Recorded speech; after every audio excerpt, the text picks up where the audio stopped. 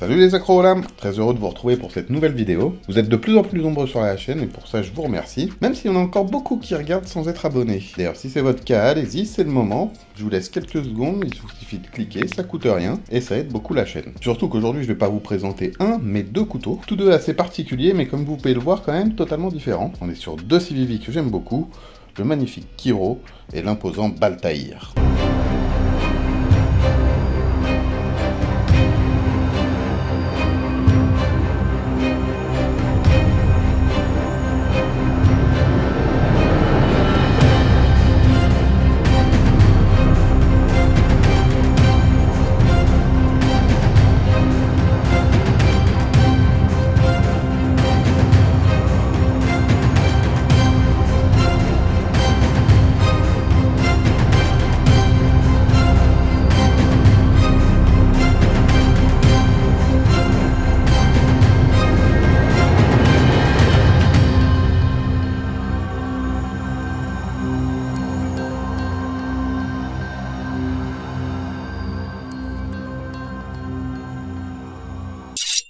On va commencer par ce mini glaive que certains d'entre vous doivent connaître, il y a déjà eu pas mal de vidéos sur lui sur YouTube. D'ailleurs peut-être déjà celui-ci, puisque je l'ai acheté à Fan de Couteaux. Pour ça d'ailleurs que je l'ai eu à 45 au lieu de 75. Mais bon, même à 75, ce serait pas déconnant comme prix pour un tel couteau, surtout avec cette taille-là. On est loin du couteau de poche discret, on est sur 23 cm de longueur totale, une taille fermée de 13 cm, une taille de lame de 9,9 cm, avec une épaisseur de 3 mm au plus épais, et le tout pour un poids de 160 grammes. Donc un couteau bien costaud. Au niveau des matériaux, par contre, on est sur du commun pour cette tranche de prix, avec une lame en 14C28N et des plaquettes de manche en micarta. Mais bon, à part les matériaux qui sont assez classiques, lui, il l'est pas du tout. On peut pas dire qu'il fait dans la subtilité ou la discrétion, avec cette lame là qui rappelle un peu les glaives, sorte de tantôt modifié à la sauce romaine. C'est très anguleux, très agressif, moi j'aime beaucoup en tout cas. En plus, avec ce revêtement noir et l'absence totale de marquage, c'est vraiment classe et sobre, c'est tout ce que j'aime. Pour ce qui est de l'ouverture, on est sur du Civivi, donc ça marche très bien, on a une ouverture très fluide grâce à ce flipper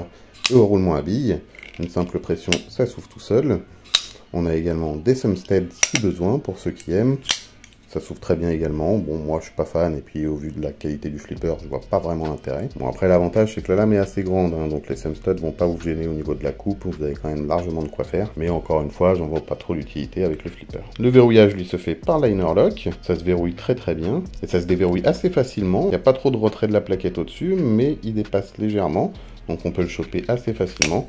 Et après, le lourd poids de la lame fait le reste, ça tourne tout seul. Le manche, lui, comme on l'a dit, est composé de plaquettes en micarta, qui sont sur des platines en acier inoxydable qui sont très bien ajourées. Et heureusement, sinon j'imagine même pas le poids du couteau. Mais ce qui m'a frappé avec ce manche, c'est l'impression de finesse. Comparé au gabarit du couteau, il paraît vraiment super fin, même quand on l'a en main. Ça paraît fin, mais bon, vu que c'est assez large, c'est quand même très confortable. Et du coup, même s'il n'a pas la lame la plus polyvalente du monde, c'est vraiment un plaisir de l'utiliser, quels que soient les travaux et les positions dans lesquelles on prend. Et il est étonnamment efficace dans beaucoup de situations. On est par contre totalement dans un autre monde avec ce Kiro. Alors ça s'écrit Shiro, mais on dit bien Kiro, parce que ça vient de Chiroptera, le nom scientifique de la chauve-souris. Et quand on le voit, on voit bien l'aspiration. Au niveau des dimensions, ce Kiro est plus raisonnable que le Baltaïr. On est sur 19,1 cm de taille totale, 11,5 cm fermé, une taille de lame de 7,8 cm, une épaisseur de 2,9 mm, le tout pour un poids de 105 grammes. Au niveau des matériaux, on est sur les mêmes standards, avec une lame en 14C28N également,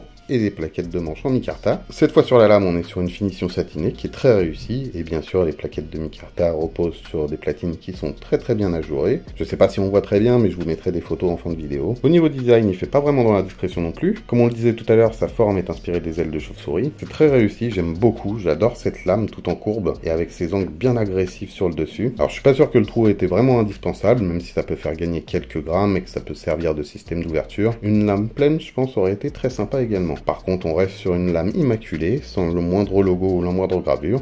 Et ça j'aime beaucoup. Le manche lui aussi reprend ses arêtes pour donner cet effet aile de chauve-souris. Et là j'avoue par contre avoir été un petit peu déçu, parce qu'à la première vue on se dit tiens ça fait des empreintes de doigts naturellement, et ça va donner une prise en main qui est vraiment super top. Et bien il s'avère que non, en tout cas pas pour mes doigts, ça tombe vraiment pas très bien, et je suis vraiment sur les deux angles quand je serre le couteau en main. et c'est pas ce qu'il y a de plus agréable. Alors attention, on est sur du CVV, donc ça reste quand même une très bonne prise en main. Je peux utiliser le couteau sans problème, hein, même forcer dessus, mais je ressens ces petits angles là, et donc c'est pas ce qu'il y a de plus confortable, et sur la longueur, ça peut être quand même gênant. Après bien sûr, ça reste mon avis avec ma main et ma taille de main, qui sont assez petites. Avec des autres mains, ça se trouve, vous aurez pas du tout de problème. Pour l'ouverture et la fermeture, on reste sur le même duo gagnant, avec un flipper, qui marche très bien grâce au roulement à billes en céramique. Cette fois, on n'a pas de Stumstead, mais même comme je le disais tout à l'heure, il y a quand même le trou dans la lame qui peut servir de système d'ouverture. Après, honnêtement, le flipper marche tellement bien que là, c'est pareil, pourquoi mettre autre chose? Le verrouillage se fait lui également par liner lock. Comme sur le Baltair, il n'y a pas vraiment d'encoche dans la plaquette supérieure, mais il dépasse légèrement, ce qui fait qu'on peut quand même le choper très facilement et le déverrouiller de façon à l'aise. Et après ça va tout seul. Moi ça me paraît évident, mais bon, je tiens à le préciser quand même. Concernant la qualité générale des couteaux, on est chez CVV, donc honnêtement c'est parfait. On a la quinte flush royale du couteau EDC qu'on peut attendre chez des marques de ce type là, avec le clip port discret chez les deux, qui monte vraiment très haut, avec les vis qui sont bien fondues dans le manche pour les deux. Les deux sont bien sûr réversibles. Les platines, comme je le disais tout à l'heure, ont été ajourées. Je vous mettrai des photos où ça se voit un petit peu mieux en fin de vidéo. Et bien sûr, les lames sont parfaitement centrées. J'aime beaucoup également ce qu'ils ont fait avec les liner lock. Que la tendance de la plupart des marques en ce moment, c'est vraiment de creuser la plaquette du dessus pour que ce soit facilement accessible. Mais avec certains modèles, c'est tellement exagéré qu'on a tendance à le débloquer sans le vouloir. Alors bon, avec les CVV, ça m'est jamais arrivé. Mais là, le fait est que c'est soit simplement le liner lock et même juste les petites dents qui dépassent un petit peu pour qu'on puisse le choper. Non seulement c'est très opérationnel, mais en plus, ça limite vraiment les risques de déverrouiller le couteau sans le faire exprès. Donc si on veut résumer, deux couteaux EDC, avec la qualité made in CVV qu'on connaît bien sûr, avec deux styles bien différents, mais dans les deux cas, un style bien marqué et bien réussi, à mon goût en tout cas. Moi, je les trouve vraiment tous les deux magnifiques et très réussis. Après, des styles très marqués qui limitent un petit peu leur polyvalence. Je dis bien un petit peu parce qu'honnêtement, ils s'en sortent quand même très bien dans à peu près tout. Mais c'est vrai qu'entre son manche à lui, qui est pas forcément des plus agréables sur la longueur, et de sa lame à lui très anguleuse, qui pourrait peut-être être gênant sur certaines coupes, à part ça, honnêtement, vous pouvez leur demander tout ce que vous voulez. Le Baltair, lui, sera forcément un petit peu lourd à porter au quotidien, mais au moins vous l'oublierez pas dans la poche. Mais bon, honnêtement, oui, c'est vrai que c'est pas celui qu'on va prendre tous les jours dans la poche. 160 grammes quand même, ça commence à faire beaucoup. Et puis honnêtement, justifier ça à la police en cas de contrôle, je vois pas trop ce qu'on pourrait leur dire. Mais bon, à part tous ces petits détails, le reste est tellement bien, tellement beau, tellement bien fait, que ça reste quand même de très bons couteaux, et qu'honnêtement, s'ils vous plaisent, il n'y a vraiment pas de question à se poser. On est sur une tranche de prix en plus très accessible, on est en dessous des 100 €, donc pour moi, il n'y a aucune raison d'hésiter. Comme avec tous les CVV, vous me direz, mais bon, après, on va croire que je suis commercial chez eux. Mais non, c'est juste que j'adore cette marque, et honnêtement, elle nous le rend bien. En ce moment, ils sortent énormément de modèles, qui du coup, nous offrent nous beaucoup de choix en termes de design, mais en plus, ça pousse les autres marques à faire également pareil, et c'est vrai que ces dernières années, on a quand même un choix au niveau des couteaux qui est vraiment au top, et ça c'est grâce à ces marques chinoises. D'ailleurs, un autre petit exemple de cette politique-là chez CVV, le petit Vaquita, ce petit neck knife façon kukri, qui est vraiment tout petit, qui est livré avec son petit étui Kydex, etc. Qui est vraiment très sympa, très joli, avec une lame en nitro V et des petites plaquettes en G10. Alors honnêtement, c'est pas le plus pratique au niveau de la prise en main, etc. C'est pas le truc que je vais avoir tous les jours sur moi, mais je trouve ça vraiment très sympa. Et puis honnêtement, c'est magnifique. On va s'arrêter là, sinon on n'a pas fini avec CVV.